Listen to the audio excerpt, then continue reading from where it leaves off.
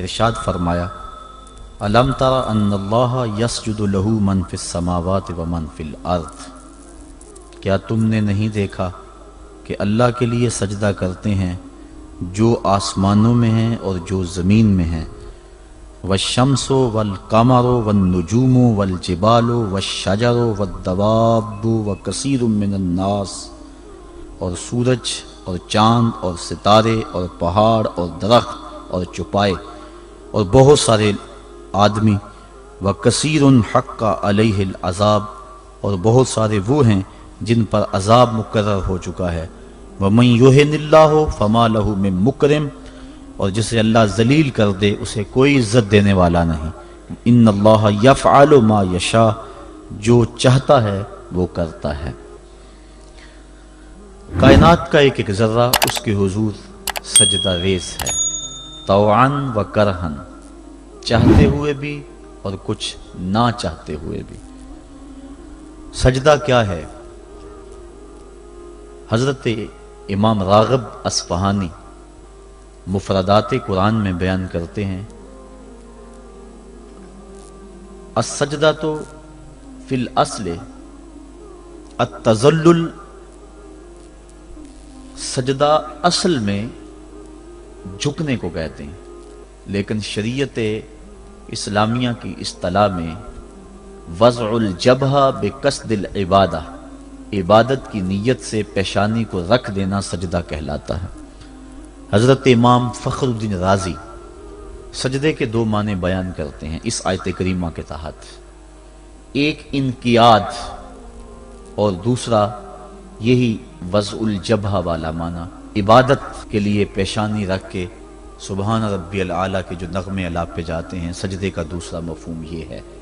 انقیاد کا معنی یہ ہے کہ پوری کائنات اللہ کے حکم کی پابند ہے، انسان کو اس نے اختیار دے رکھا ہے، باقی کائنات کا ایک ایک ذرہ جو ہے وہ جو کہتا ہے وہی کرتا ہے۔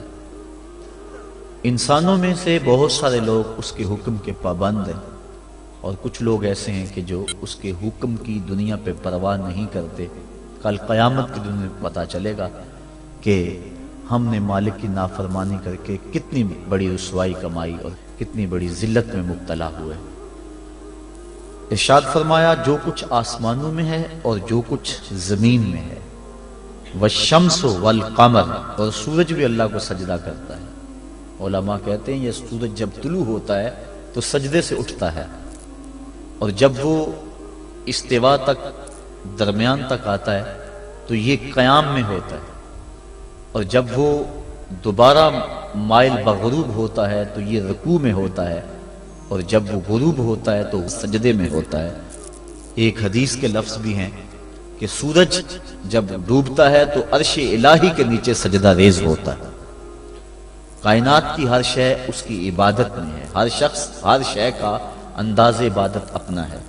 درخت قیام میں ہے، چوپائے رکوع میں ہیں، مینڈک اور اس قبیل کے دوسرے جانور تشہد میں ہیں، اور حشرات الارض سجدے میں ہیں۔ انسان کی عبادت کو ساری عبادتوں کا مجموعہ قرار دے دیا گیا، اور اس کو کہا تو چونکہ اشرف المخلوقات ہے تو ایسی عبادت کر جس میں سب کی عبادتیں شامل ہو جائیں۔ درختوں کی طرح تیری عبادت میں قیام بھی ہو، چوپایوں کی طرح تیری عبادت میں رکوع بھی ہو، اور مینڈکوں کی طرح تیری عبادت میں تشہد بھی ہو، اور حشرات الارض کی طرح تیری عبادت کے اندر سجدے بھی ہوں۔ سجدہ انتہائی ذلت ہے، اس سے بڑھ کر ذلت دنیا کے اندر نہیں ہو سکتی۔ عالم رنگ و بو میں سب سے بڑی ذلت سجدے میں ہے۔ انسان کے اشرف اعضاء سر میں ہیں، دیکھنے کی قوت آنکھیں سر میں، بولنے کی قوت زبان سر میں، سننے کی قوت کان سر میں، سونگھنے کی قوت ناک سر میں، سوچنے کی قوت دماغ سر میں، اور یہ سر مالک کی چوکھٹ پہ دھرا ہوا ہے۔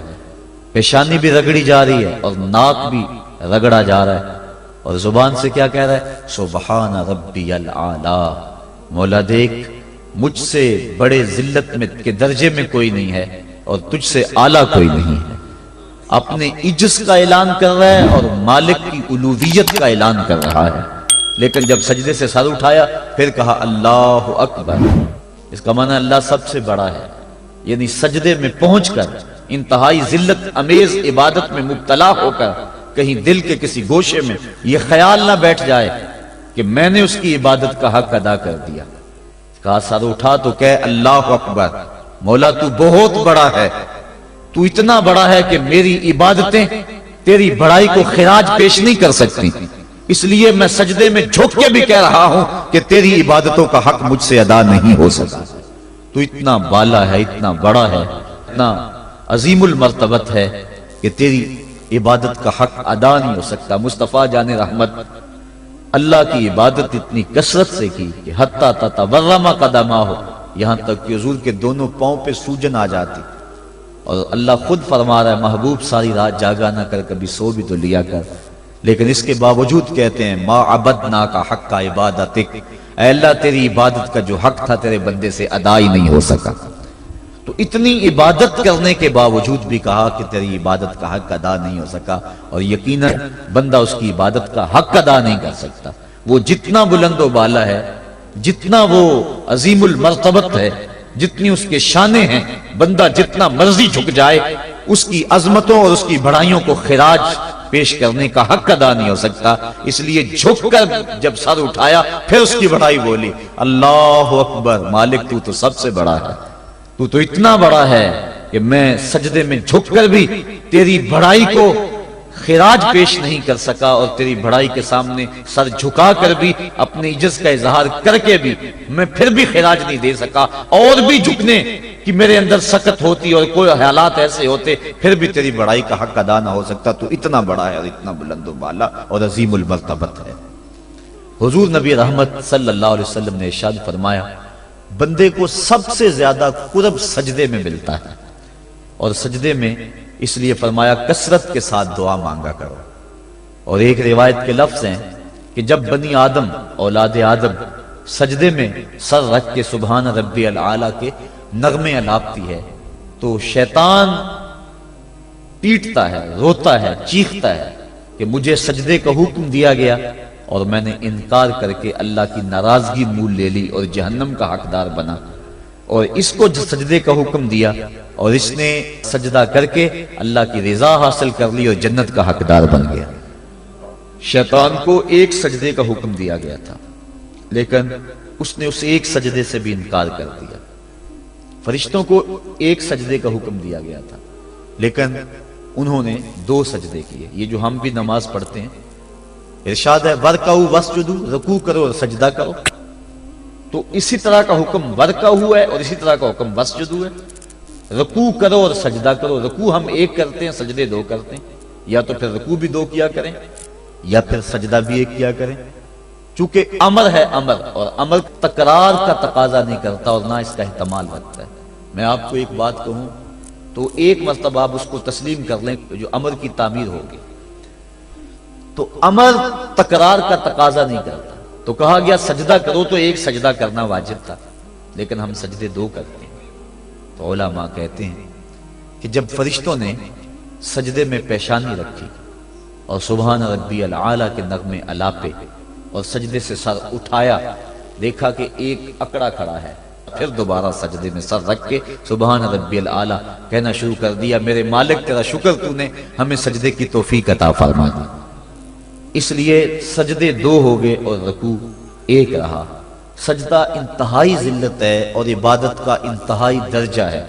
سجدے میں سر رکھ کے جو دعا مانگی جائے اللہ اس دعا کو رد نہیں کرتا۔ شیطان نے اللہ کے روبرو اس کی عزت کی قسم کھا کے کہا مجھے تیری عزت و جلالت کی قسم، میں تیرے بندوں کو تیرے تک نہیں پہنچنے دوں گا، ان کے دائیں سے آؤں گا، ان کے بائیں سے آؤں گا، ان کے آگے سے آؤں گا، ان کے پیچھے سے آؤں گا، ان کی چاروں سمتیں گھیر لوں گا اور ان کو تیرے تک نہیں پہنچنے دوں گا۔ حضور فرمایا ظالم 2 رستے بھول گیا، کوئی بندہ سجدے میں پیشانی رکھ کے اس کو پکارتا ہے تو مالک اس کو بھی رستہ عطا فرما دیتا ہے، اور کوئی ہاتھ اٹھا کے دعا مانگتا ہے تو مالک اس کی بھی رد نہیں فرماتا، بلکہ حدیث کے لفظ ان ربکم حیی کریم یستحیی من عبدہ اذا رفع یدیہ ان یردہما صفرا، تمہارا رب سخی بھی ہے، زندہ بھی ہے، کریم بھی ہے۔ بندے جب اس کے سامنے ہاتھ پھیلا کے دعا مانگتے ہیں اللہ فرماتا ہے مجھے شرم آتی ہے ان کے اٹھے ہوئے ہاتھوں کو خالی کیسے موڑ دو۔ تو بندے اس کے حضور جب مانگیں، مطالبہ کریں تو مالک بندوں کی دعاؤں کو قبول کرتا ہے۔ تو یہ دو راستے کھلے ہوئے ہیں، ہاتھ اٹھا کے دعا مانگیں یا سجدے میں سر جھکا کے دعا مانگیں، تو مالک اپنے بندوں کی دعا کو قبول فرماتا ہے، شرف قبولیت بخشتا ہے۔ سجدہ بندگی کا اظہار ہے، اور انسان جتنے مرضی مرتبہ کمال پہ پہنچ جائے اس کے لیے اعزاز یہ ہے کہ وہ بندہ ہو۔ حضور معراج کی قربت خاص میں جب پہنچے اور مالک نے اپنے محبوب سے پوچھا بما اشرفک یا احمد، پیارے بتا تجھے کس چیز سے نوازا جائے، تو اس قرب خاص میں محبوب نے کیا انتخاب کیا اور کس چیز کا مطالبہ کیا؟ حضرت امام رازی نے لکھا، اور بھی علماء نے، ملا جیون تفسیرات احمدیہ میں لکھتے ہیں کہ حضور نبی رحمت صلی اللہ علیہ وسلم نے اس قرب خاص میں اللہ کی بارگاہ میں عرض کی بنسبتی الیک شرفنی بالعبودیہ، اے اللہ ساری زندگی سجدوں میں پیشانی رکھ کے میں کہتا رہا ہوں کہ تو میرا اللہ ہے، آج تو بھی تو کہہ دے کہ تو میرا بندہ ہے، تو مجھے بندہ کہہ کے پکار دے۔ بندگی میں جو مزہ ہے بندے کے لیے اس سے بڑا اور کوئی اعزاز ہو ہی نہیں سکتا۔ حضرت غوث اعظم شیخ عبد القادر جیلانی رحمۃ اللہ تعالی علیہ فرماتے ہیں کہ ولایت میں سب سے کمال مرتبہ جو بندے کو نصیب ہوتا ہے وہ مقام بندگی ہے۔ بندگی وہ دولت ہے کہ جو بندے کو کائنات کی قوتوں کے سامنے سینہ سپر ہونے کی قوت دیتی۔ جب خدا کے سامنے بندہ جھک جاتا ہے تو پھر کسی اور کے آگے نہیں جھکتا۔ یہ درس ہے توحید کا، یہ سبق ہے سجدے کا۔ اللہ کو سجدہ کرنے والا کسی اور کے آگے پیشانی نہیں جھکا سکتا، اور اگر کوئی اللہ کو بھی سجدے کرتا ہے اور کسی اور کے آگے بھی پیشانی جھکاتا ہے تو اس نے سجدے کی روح کو سمجھا ہی نہیں۔ توحید کے دامن میں آباد ہونے والا کائنات کی ہر شے سے بے خوف ہو جاتا ہے۔ حضرت شیخ سعدی شیرازی فرماتے ہیں میں روح جنگل میں کھڑا تھا، ایک آدمی شیر کے اوپر سوار ہوا، ہاتھ میں سانپ کا کوڑا پکڑا ہے، میرے پاس آ کے رک گیا، میں ڈر گیا، مجھے کہنے لگا سعدی ڈر گئے ہو؟ میں نے کہا بات ہی ڈرنے کی ہے۔ کہنے لگا سعدی تو خدا کا ہو جا، خدا کی خدائی تیری ہو جائے گی۔ اللہ کے حضور جھکنے والا دنیا کے سامنے کھڑا ہو جاتا ہے، اس کو یہ سجدہ کائنات کے سامنے درس قیام دیتا ہے۔ جنگل کا بادشاہ شیر ہوتا ہے، اور جو جانور کمزور بھی اس بادشاہ کے قرب میں رہتے ہیں وہ جنگل کے بڑے بڑے جانوروں کو بھی خاطر میں نہیں لاتے۔ کیوں؟ ان کے اپنی ذات میں تو اتنی قوت نہیں ہوتی، لیکن انہیں اس شے کا احساس ہوتا ہے کہ میں جس کی صحبت میں رہ رہا ہوں وہ اس جنگل کا بادشاہ ہے، اس کی قوت کا لوہا سارے مانتے ہیں، اور اس کے قرب میں رہنے والے، اس کی گود میں رہنے والے کسی اور کو خاطر میں نہیں لاتے، اور کسی کا خوف ان کے سینے میں پیدا نہیں ہوتا۔ تو جو مالک کو ماننے والے ہیں، توحید کے دامن میں پناہ لینے والے ہیں، لا خوف علیہم ولا هم یحزنون، کائنات کی کسی شے سے نہیں ڈرتے۔ بلکہ مفسرین نے فرمایا یہ جو قرآن مجید میں آتا نا اتقوا اللہ، اس کا معنی اللہ سے ڈر جاؤ، اتقوا کا معنی ڈر جاؤ، لیکن اس کی نسبت اگر اور ہوگی، اس کا مفعول کوئی اور ہوگا تو پھر ڈرنے کا مفہوم نہیں ہوگا۔ اتقوا اللہ قرآن میں لفظ موجود ہے، اتقوا النار اس کا معنی یہ نہیں کریں گے آگ سے ڈر جاؤ، جبکہ لفظ تو وہی ہے اتقوا اللہ، اللہ سے ڈر جاؤ۔ اتقوا النار اس کا معنی ہونا چاہیے آگ سے ڈر جاؤ۔ جو لوگ لفظی ترجمہ کرنے بیٹھ جاتے ہیں اور شریعت کے مزاج سے آگاہ نہیں ہوتے، وہ ترجمۃ القرآن میں بڑی غلطیاں کرتے ہیں۔ اس لیے ہر کس و ناکس کا ترجمہ نہیں پڑھنا چاہیے، دیکھنا چاہیے کہ قرآن کی روح کو اور منشا کو اور شریعت کے مزاج کو کس نے سمجھا ہے۔ تو اتقوا اللہ کا معنی اللہ سے ڈر جاؤ، اتقوا النار وہی معنی ہونا چاہیے آگ سے ڈر جاؤ، لیکن علماء کہتے ہیں مفسرین نے اس کی تصریح کی ہے، فرماتے ہیں جب اتقوا النار کہیں گے تو اس کا معنی یہ نہیں ہوگا کہ آگ سے ڈر جاؤ، اس کا معنی ہوگا آگ سے بچ جاؤ۔ اتقوا اللہ کا معنی اللہ سے ڈر جاؤ، اتقوا النار کا معنی آگ سے بچ جاؤ۔ لفظ وہی ہے لیکن مفعول کے بدلنے سے مفہوم بدل گیا، اس لیے کہ جو مومن ہے وہ اللہ کے علاوہ کسی سے نہیں ڈرتا، اس کے سینے میں کسی کا خوف نہیں پنپ سکتا۔ حقوق اولاد کے حوالے سے میں نے ایک گفتگو کے اندر کہا تھا، جو افراد موجود ہوں گے اس جمعہ میں انہیں اچھی طرح یاد ہوگا کہ ہم بچوں کی جب تربیت کرتے ہیں تو ان کے نفسیات کا ہمیں لحاظ رکھنا ہوگا۔ بعض کا بچہ رو رہا ہوتا ہے، ماں نے اس کو چپ کرانا ہوتا ہے، کوئی ضروری کام ہوتا ہے، بچہ چپ نہیں کرتا تو ماں اس کو چپ کرانے کے لیے بڑے جتن کرتی ہے. تو بعض کا ایسا ہوتا ہے کہ بچے کو چپ کرانے کے لیے ماں جلدی سے اس کو اپنی چھاتی سے چمٹا لیتی ہے اور کہتی ہے بچہ چپ کرو بلی آ گئی. میں کہا کرتا ہوں کہ یہ بچے کی نفسیات پہ بہت بڑا حملہ ہے اور بچے کو بزدل بنایا گیا ہے. جو بچپن میں جس بچے کو بلی سے ڈرایا گیا بڑا ہو کر وہ شیر کا مقابلہ نہیں کر سکتا. تو بچے کے نفسیات کے اندر یہ شے بچپن میں ہی ڈالی جائے کہ اللہ کے علاوہ کسی کا خوف اس کے سینے میں پنپنے ہی نہ پائے. یہ ہے تربیت جو ہم اپنی اولاد کی کریں. اور ایک یہ تربیت ہے جو اہل ایمان کی محمد عربی نے کی تھی. 313 ہو کے جبر کی قوتوں کے خلاف کھڑے ہو گئے.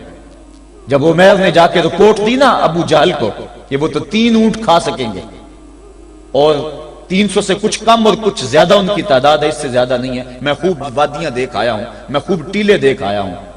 تو ابو جہل نے سنادید قریش کو بلا کر کہا عمیر کی رپورٹ سنو کتنی حوصلہ افزا ہے. صبح لڑائی کی نوبت نہیں آئے گی، صبح تو رسیاں کٹھی کرو اور جکڑ جکڑ کے مسلمانوں کو اونٹوں کی پشتوں پہ باندھ لیں گے اور پھر سین حرم میں جا کے کعبۃ اللہ کی دیواروں کے ساتھ باندھ دیں گے. لوگوں کو تماشا دکھایا کریں گے کہ یہ نیا دین لے کر آئے تھے اور یہ ان کا کیا حال ہے. جب اس نے رعونت بھرے اتنی زبان سے یہ جملے نکالے تو عمیر جو سارا منظر اپنی آنکھوں سے دیکھ کر آیا تھا، ابن حشام میں لفظ موجود ہیں، اس نے کہا وَلَٰكِنْ رَأَيْتُ يَا مَعْشَرَ قُرَيْشٍ الْبَلَايَا تَحْمِلُ الْمَنَايَا. اے قریش کے سرداروں اتنے بھی تکبر میں نہ آؤ، میں اپنی ان آنکھوں سے دیکھ کر آیا ہوں کہ یثرب کی اونٹنیاں اپنی پشتوں پہ نری موتیں اٹھا کے لے آئی ہیں. ان کے بدن پہ چیتھڑے ہیں، ان کے پیٹ کمر سے لگے ہوئے ہیں، لیکن وہ زخمی سانپوں کی طرح پیچ و تاب کھا رہے ہیں.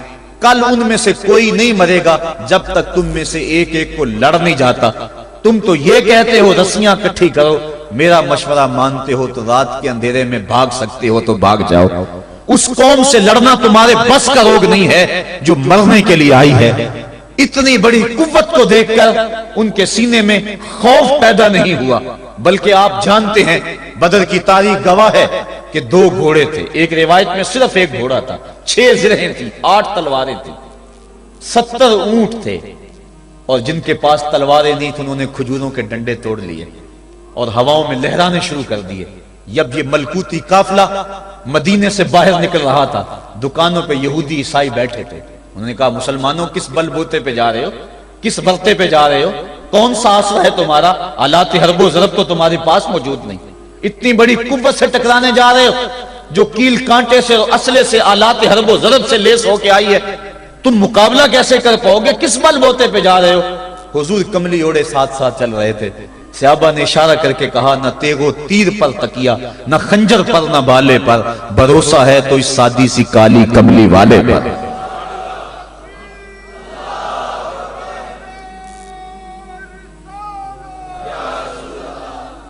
اب اس ماحول میں جبکہ کفار پورا لاؤ لشکر لے کے آئے اور ابو جہل نے کہا اعلان کر دو لنا عزا ولا عزا لکم، یہ ان کے بت کا نام ہے. ہمارے پاس عزا ہے تمہارے پاس عزا نہیں، ہمارے پاس لات ہے تمہارے پاس لات نہیں، ہمارے پاس منات ہے تمہارے پاس منات نہیں، ہمارے 360 خدا اور تمہارا ایک خدا، مقابلہ ہی کوئی نہیں. اس نے کہا کھڑے ہو کے اونچی جگہ پہ کہا اپنے نقیب کو اعلان کرو لنا عزا ولا عزا لکم. حضور کے کانوں میں آواز پڑی، فرمایا علی تم بھی اونچے ٹیلے پہ کھڑے ہو جاؤ اور تم ان کو جواب میں کہو اللہ مولانا ولا مولا لکم، اللہ ہمارا مولا ہے تمہارا مولا کوئی نہیں ہے. اور پھر حضور نے سجدے میں سر رکھ دیا. سجدہ اتنی بڑی قوت ہے، ہزاروں ایٹم بمبوں کے اندر وہ قوت نہیں ہے جو سجدے کے اندر طاقت رکھ دی.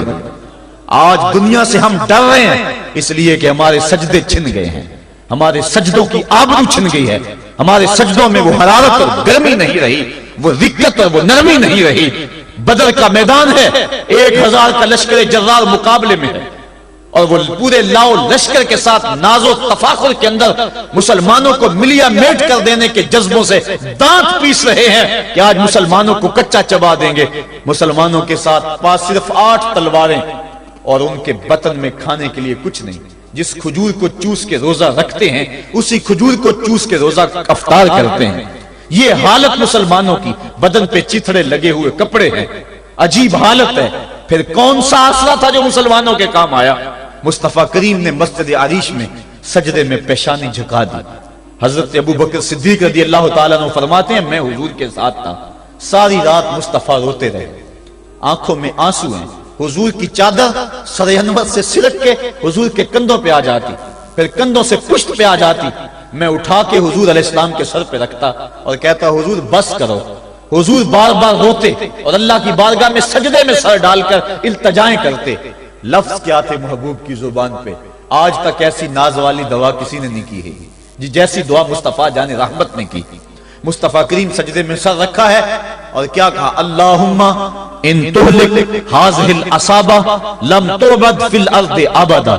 میرے مالک میں نہیں کہتا کہ ان لوگوں کو بچا لے، دیکھ میری زندگی کی کمائی یہی 313 ہے جو میں تیری چوکھٹ پہ لے کے حاضر ہو گیا ہوں. میری زندگی کا کل اثاثہ، میری زندگی کا کل سرمایہ کوہ ابو قبیس پہ کیے گئے درسوں کا نتیجہ، عکاظ کی منڈی کے اندر دیے گئے درسوں کا نتیجہ، اور ذی المجال کے میلے میں تیرے دین کی تبلیغ کا نتیجہ، طائف کے بازاروں میں پتھر کھا کھا کے جو تبلیغ کی اس کا نتیجہ، رستے میں گڑے، رستے میں بچھتے ہوئے کانٹے، اور مکے کے بازاروں میں میرے بدن کے اوپر پڑتی ہوئی اوجریاں، میں نے پھر بھی تیرا کلمہ بلند کیا. میرے مالک میری پوری زندگی کا گداز، میری پوری زندگی کا سرمایہ، میری زندگی کے آنسو، میری زندگی کا رونا سین حرم کے اندر کعبۃ اللہ کی چھاؤں کے میں سجدے کر کر کے، کوئی کبھی میں نے عمر مانگا، کبھی میں نے حمزہ مانگا، تیرے دین کے لیے میں نے جو ایک ایک کر کے تنکا جوڑا اور یہ ایک چھوٹا سا گھونسلہ بنایا.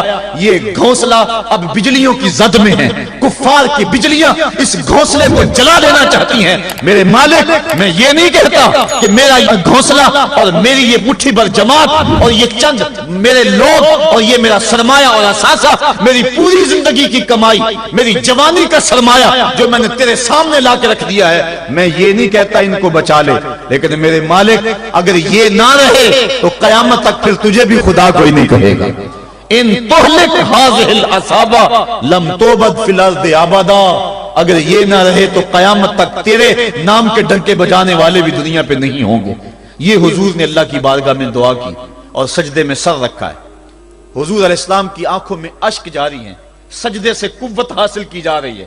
دشمن کے مقابلے میں مصطفیٰ کریم سجدے میں سر رکھ کے اللہ سے آرزو کر رہے ہیں.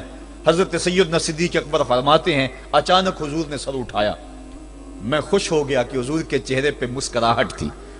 حضور مسکراتے ہوئے فرمایا ابشر یا ابا بکر ھذا جبریل آخذ بعنان فرسہ. ابو بکر بشارت ہو، وہ جبریل اللہ کی مدد لے کر آ گئے. تو یہ سجدے تھے جن سجدوں نے ظالم اور جابر قوتوں کا منہ توڑ کے رکھ دیا. حضرت علی المرتضی روایت کرتے ہیں رضی اللہ تعالیٰ عنہ، فرماتے ہیں میں نے ہاتھ میں تلوار تھامی اور میدان میں کود پڑا. میں نے کئی کافروں کو واصل جہنم کیا، پھر پلٹ کے دیکھا کہ میں حضور کی زیارت کر لوں، لیکن مجھے حضور نظر نہ آئے. میں نے ڈھونڈا تو ایک سمت حضور نے پیشانی سجدے میں رکھی ہوئی تھی اور زبان پہ لفظ تھے یا حیو یا قیوم، یا حیو یا قیوم. حضور یہ پڑھتے جا رہے تھے، یا حیو یا قیوم کا وظیفہ پڑھتے جا رہے تھے اور سجدے میں پیشانی تھی حضور کی. میں پھر دوبارہ آیا اس سجدے سے جوش لے کر، اس سجدے سے گرمی اور حرارت لے کر، اور پھر دشمن کی صفوں میں کود گیا. میں نے ایک کافر کو واصل جہنم کیا، پھر زیارت کے لیے واپس آیا، دیکھا تو پھر سجدے میں حضور نے سر رکھا ہوا ہے اور یہی کہہ رہے ہیں یا حیو یا قیوم، یا حیو یا قیوم، یا حیو یا قیوم برحمتک استغیث. یہ جملے حضور کی زبان پہ ہیں اور سجدے میں حضور کی پیشانی. میں پھر گیا، پھر آیا، کئی بار ایسا ہوا میں کافر کو قتل کرتا، پھر آتا حضور کو سجدے میں دیکھتا. فرمایا پھر حضور نے تلوار تھامی اور مصطفیٰ کریم میدان جنگ میں کود پڑے.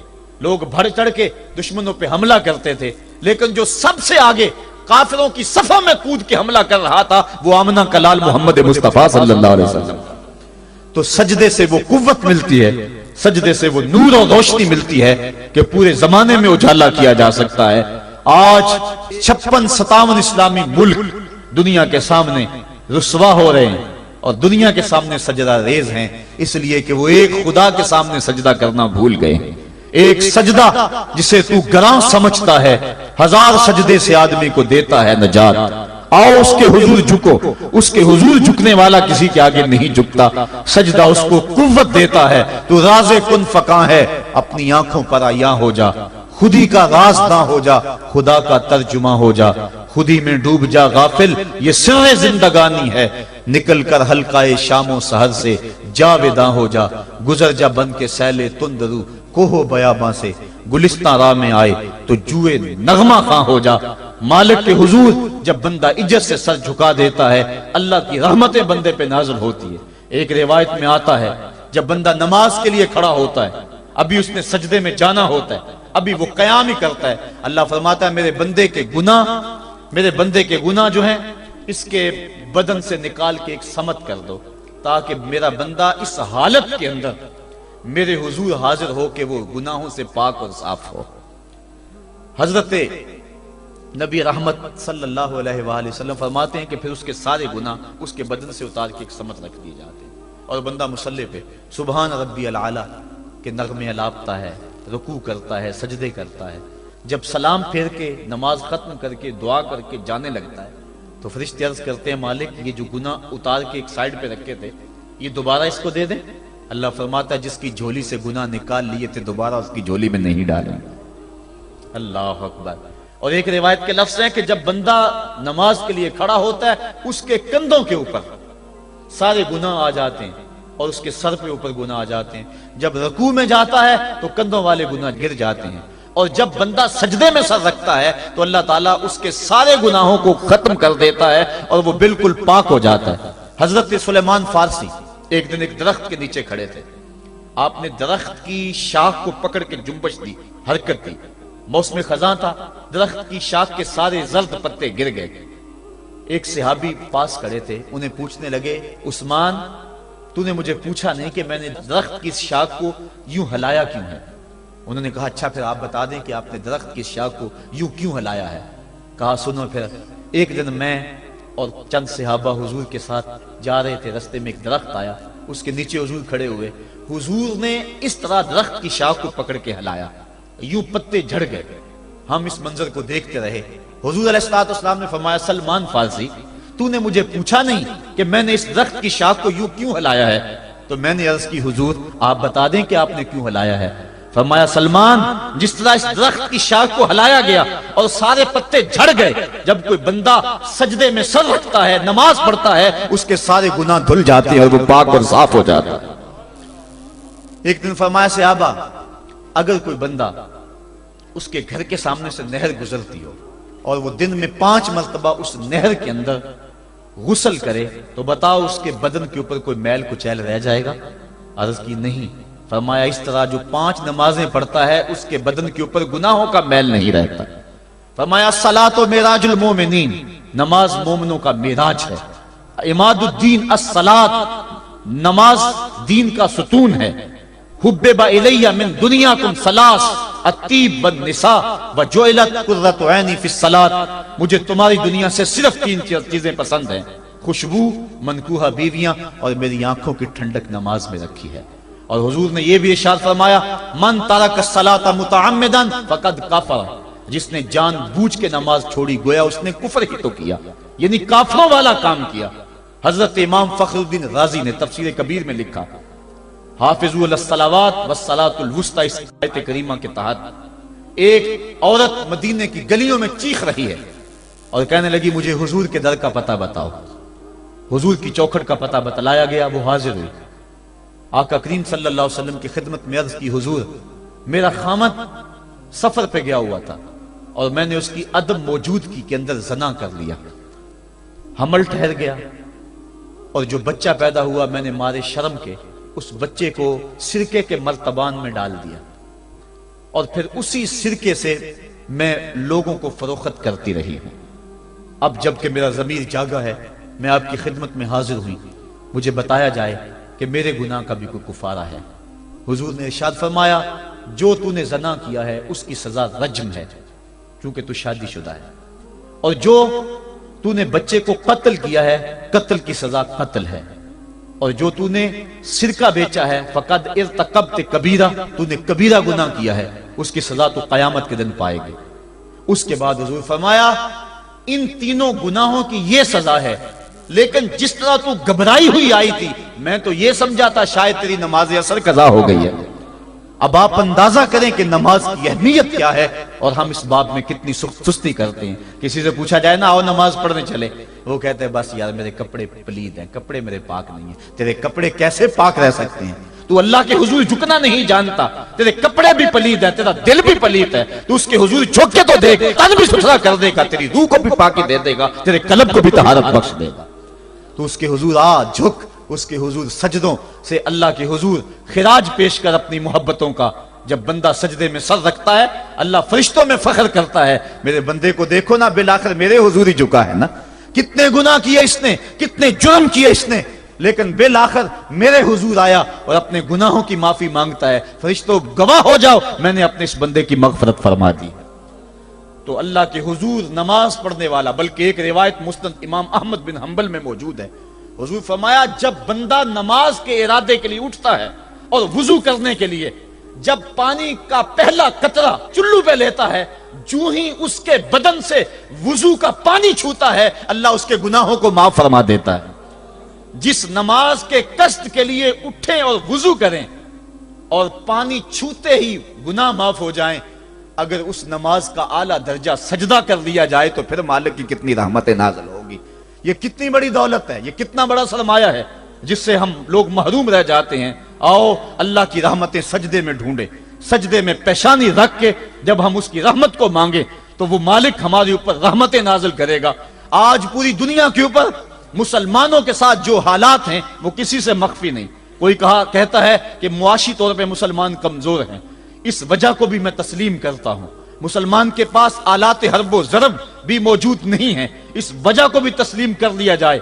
سیاسی طور پہ مسلمان کمزور ہیں، اس وجہ کو بھی تسلیم کر لیا جائے۔ یہ ساری وجہیں اپنی جگہ پہ، لیکن یہ بھی تو سنو، مسلمانوں کی تعداد اس وقت 1.40 کروڑ ہے۔ افرادی قوت اتنی کبھی بھی مسلمانوں کی نہیں ہوئی تھی۔ اس وقت مسلمانوں کے پاس ایٹمی طاقت موجود ہے، اتنی قوت عسکری کبھی بھی مسلمانوں کے پاس نہیں ہوئی تھی۔ 56 اسلامی ملک ہیں جن میں قیمتی معدنیات سے اور تیل کی دولت سے اور سونے کی قیمتی معدنیات سے یہ مسلمان مالا مال ہیں۔ کیا کچھ نہیں ہے جو مسلمانوں کے پاس نہ ہو، لیکن ایک دولت چھن گئی مسلمانوں کے پاس، وہ سجدے کی آبرو، وہ سجدے کی عزت، وہ پیشانی رکھ کے اس رب کو پکارنا جو سب سے اعلیٰ ہے، جو سب سے بالا ہے، جس نے موسیٰ کے فرعون کو نیل کی موجوں میں ڈبو دیا۔ کیا پوری امت مسلمہ 1.40 کروڑ انسان سجدے میں سر رکھ کے سبحان ربی الاعلیٰ کے نغمے آلاپ کے اپنے رب سے گزارش کریں اور اپنی امت کا رونا روئیں؟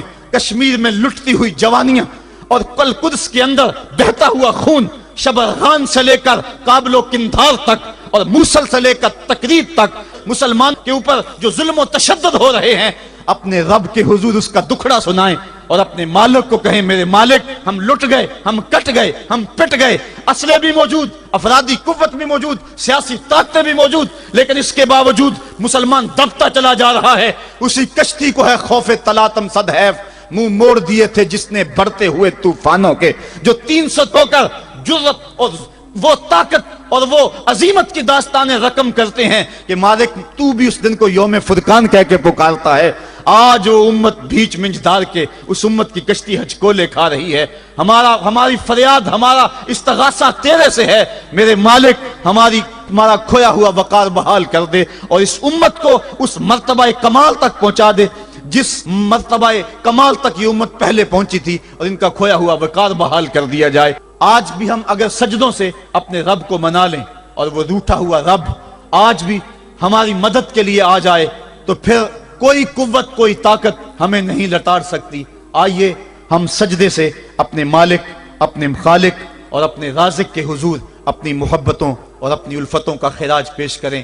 نماز ایک ایسی عبادت ہے جس کا حکم قرآن میں 750 مرتبہ کے قریب دیا گیا۔ اور ایک آخری بات عرض کر کے اپنے موضوع کو سمیٹنا چاہوں گا۔ میرے اور آپ کے آقا مولا حضور نبی رحمت صلی اللہ علیہ وسلم پر جب وقت آخر آیا تو آخری وصیتیں جو حضور نے اپنی زندگی میں کی وہ کیا تھی؟